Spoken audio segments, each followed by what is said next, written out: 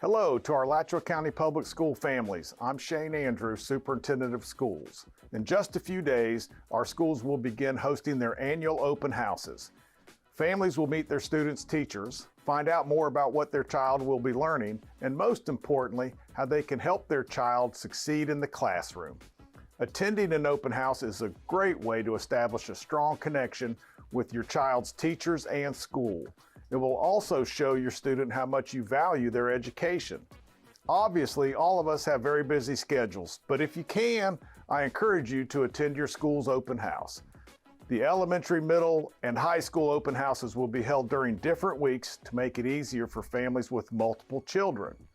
You'll be getting more information from your child's school about its open house, and a detailed schedule is also available at www.sbac.edu/backtoschool. We look forward to seeing you at our schools over the next few weeks and throughout the school year.